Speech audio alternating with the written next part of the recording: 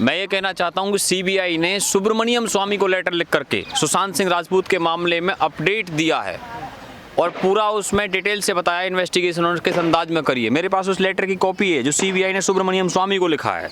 मैं आपको पहले भी ये दिखा चुका हूँ कि इसमें हुआ क्या था कि प्राइम मिनिस्टर ऑफिस की तरफ से लेटर लिखा गया था सुब्रमण्यम स्वामी को और उसकी एक कॉपी होम मिनिस्ट्री को दी गई थी और उसमें बोला गया था कि इस विषय में जो सुब्रमण्यम स्वामी जी ने प्राइम मिनिस्टर ऑफिस को से जानकारी मांगी थी।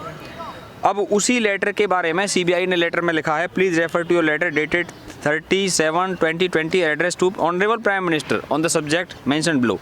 अब इसमें क्या कहा है सीबीआई ने, आपको पता है?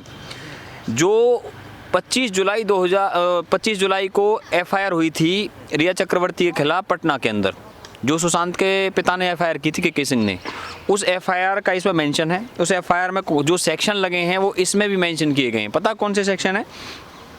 120B, 306, 341, 342, 380, 406, 420 और 506 आईपीसी के सेक्शंस लगाए गए। इसमें जो पार्टी बनाया गया है वो रिया चक्रवर्ती को और श्रुति मोदी को, सैमुअल मिरांडा और भी इसमें एक्यूज्ड हैं, इन लोगों को इसमें पार्टी बनाया गया। आपकी जानकारी के लिए मैं बता देना चाहता हूँ, ये बहुत ज़्यादा बड़ी अपडेट है, बहुत ज़्यादा इम्पोर्टेंट है ये, क्योंकि सीबीआई ने इसमें बहुत प्रोफेशनल तरीके से इन्वेस्टिगेशन इसमें चली हुई है, जिसमें लेटेस्ट टेक्नोलॉजी की बात करी गई है, उसका प्रयोग किया गया है। इसमें जो डाटा है वो डंप डाटा, देखिए मैं खुद आईटी एक्सपर्ट हूँ, आपको बता दूँ आईटी लाइन से हूँ, उसमें जो डाटा है उसको निकालने का प्रोसीजर लगाया गया है और किस तरीके से, क्योंकि उसमें डिजिटल डिवाइसेस का प्रयोग सीबीआई ने किया। डिजिटल डिवाइसेस का मतलब क्या है? उसमें लैपटॉप भी आ गया, पेन ड्राइव भी आ गया, मोबाइल फ़ोन भी आ गया और जितनी भी डिजिटल डिवाइस है उनका आ गया। लेकिन इसमें क्या है कि मैं आपकी जानकारी के लिए बता दूं कि इसमें 6 जगहों पर सीबीआई ने जो है 6 जगहों पर जाकर के इन्वेस्टिगेशन करी है। वो 6 जगह कौन सी हैं? इसमें लिखा है अलीगढ़, फरीदाबाद, हैदराबाद, मुंबई, मानेसर और पटना। इन जगहों पे सीबीआई की टीम गई है खुद, और ये बोला है कि इसमें जो after taking over investigation team of experienced investigating officer, देखो वैसे तो सारे एक्सपीरियंस होते हैं क्योंकि आईपीसी के अधिकारी ही सीबीआई में काम करते हैं, इंडियन पुलिस सर्विस के। लेकिन जो सबसे इम्पोर्टेंट चीज़ है वो ये है कि ये सीबीआई को केस जो दिया है ये ऑनरेबल सुप्रीम कोर्ट की तरफ से दिया गया है। सुप्रीम कोर्ट ने रिया चक्रवर्ती की याचिका पे जो है फैसला किया था कि सीबीआई इसकी जांच करेगी, क्योंकि मसला बिहार पुलिस के पास में था, जिसका विरोध रिया चक्रवर्ती ने सुप्रीम कोर्ट में जाके किया था। तो सुप्रीम कोर्ट में उसमें जजमेंट दी थी कि देखिए इसमें अब सीबीआई जांच करेगी, और सीबीआई जांच के लिए सुब्रमण्यम स्वामी ने बिहार के मुख्यमंत्री नीतीश कुमार को फ़ोन करके बोला था, तो नीतीश कुमार ने उसी दिन भारत सरकार को रिकमेंड किया, भाई सीबीआई की इन्वेस्टिगेशन हम चाहते हैं। तो भारत सरकार ने स्वीकार कर लिया। तो भारत सरकार के जो अटॉर्नी जनरल थे तुषार मेहता साहब, उन्होंने जो है सुप्रीम कोर्ट को कहा कि भाई भारत सरकार सीबीआई जांच चाहती है, तो सुप्रीम कोर्ट ने इसमें जजमेंट दी है। आगे की बात सुनिए। अब इसमें क्या खेल है कि इसमें फॉरेंसिक लैब, इसमें कूपर हॉस्पिटल के डॉक्टरों को मैंने कितनी बार देखो आपके इंटरव्यूज़ में यहाँ करके बताया कि कूपर हॉस्पिटल के डॉक्टरों की इन्वेस्टिगेशन करी है। इसमें फॉरेंसिक मेडिसिन एक्सपर्ट्स को लेके गई है सीबीआई, और उनसे जा करके जो ऑटोप्सी हुई है सुशांत सिंह राजपूत की, उसको लेकर के सारी जानकारियाँ वहाँ हॉस्पिटल के अंदर जाके जुटाई हैं। आगे सुनिए आप।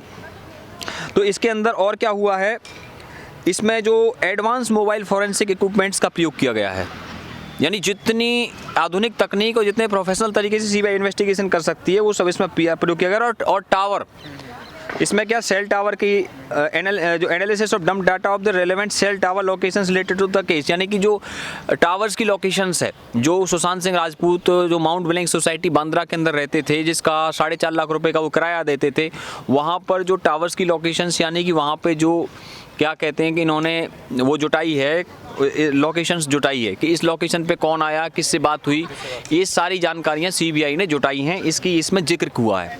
इसके अलावा आखिर में सीबीआई ने पॉइंट नंबर 11 के अंदर बोला है कि हम इसमें सारे एस्पेक्ट पे जांच कर रहे हैं, यानी मर्डर सब पे जांच कर रहे हैं। सच्चाई पूछो तो मर्डर पे ही जांच कर रहे हैं। ये सीबीआई का मैं लाइन पढ़ देता हूँ आपके लिए। During investigation all aspects are being looked at, सारे एस्पेक्ट को लुक किया जा रहा है, और यही बात प्रेस रिलीज में कही है सीबीआई ने। मैं आपको प्रेस रिलीज दिखा चुका हूँ। No aspect has been ruled out as of date. चलिए इस कागज़ से आगे की बात करते हैं। मैं आपको एक बात बता देना चाहता हूँ, देखिए इस विषय में जो रिया चक्रवर्ती के वकील हैं वो है सतीश मान सिंधे, वो सीनियर काउंसिल हैं आपको पता, वो महाराष्ट्र सरकार ने पब्लिक प्रोसिक्यूटर बनाए थे पालघर के केस में, और उसकी सीबीआई जांच कर रही है। आपको बता दूं, जैसे इस मामले की जांच कर रही है। तो सतीश मान सिंधे ने अभी अभी रिया चक्रवर्ती के फेवर में एक स्टेटमेंट दी है, और उन्होंने ये बात कही है कि भाई रिया चक्रवर्ती के खिलाफ कोई सबूत नहीं है नारकोटिक्स के केस में, ये सारी बातें कही हैं। लेकिन मैं आपकी जानकारी के लिए बता देना चाहता हूँ, देखिए रिया चक्रवर्ती पे एफआईआर किसने कराई है? सुशांत के पिता और सुशांत की फैमिली ने एफआईआर कराई है, क्योंकि भाई उस पे मामला यहाँ बनता है, वो उसकी लिव इन पार्टनर थी, और उसने खुद सीबीआई जांच की मांग करी थी। रिया चक्रवर्ती ने खुद बोला था ना। अब मसला यहाँ ये आ जाता है कि इस विषय में जब सीबीआई जांच करने के लिए गई है, भाई इतनी जल्दी तो हो नहीं सकता। अब इस केस में दुनिया भर के यूट्यूबर, दुनिया भर के मीडिया पर्सन्स, मैं आपसे पूछना चाहता हूँ कि उन लोगों ने जो है ना इसमें एक क्या कहते हैं कि प्रोफेशनल तरीके से जो पब्लिक में चीज़ें आनी चाहिए वो तो चलो आई है, मैंने माना, लेकिन लोग उन्होंने कुछ बहुत सारे ऐसे लोग हैं कि अपने बिजनेस के लिए कुछ भी कोई चला देते हैं। भाई तथ्यों पे बात होनी चाहिए, सबूत पे, फैक्ट्स पे बात होनी चाहिए।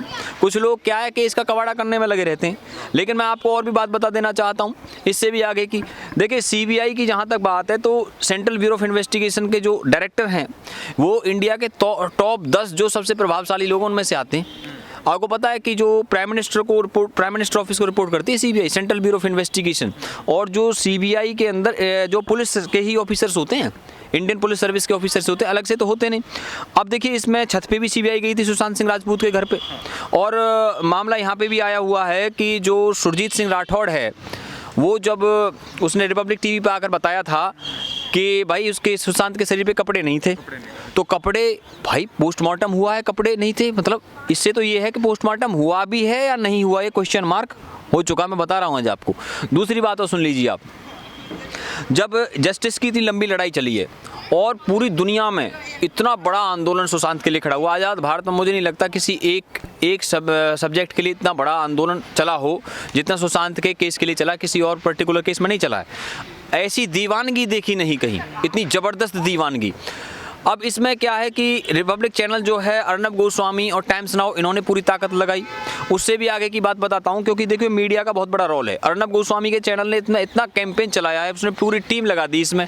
आपको पता, उन्होंने एसआईटी बनाई थी सुशांत के केस में, जितने भी गवाह थे, जितने संबंधित लोग थे, उन सबसे उन्होंने अपने चैनल पर आके बात करी। मैं आपको बता देना चाहता हूँ कि दिशा सालियान की फैमिली को भी संपर्क किया था उन्होंने, रिपब्लिक वालों ने, और उसकी टीम का हेड कर रहे थे सैयद सोहेल जो रिपब्लिक टीवी के। लेकिन दिशा सालियान की फैमिली बात ही नहीं करना चाहती, वो इस केस को आगे बढ़ाना ही नहीं चाहती। दिशा सालियान के वो जो है, पता नहीं उन्हें कोई दबाव है, कोई प्रेशर है, क्या बात है जाने। मैं तो आपको जानकारी दे रहा हूँ यहाँ पे। और अंदर की बात बता देना चाहता हूँ, बॉलीवुड वालों ने सुशांत सिंह राजपूत के मामले में जो गैर जिम्मेदाराना रवैया दिखाया है, ऐसा तो आज तक देखा ही नहीं कहीं पे।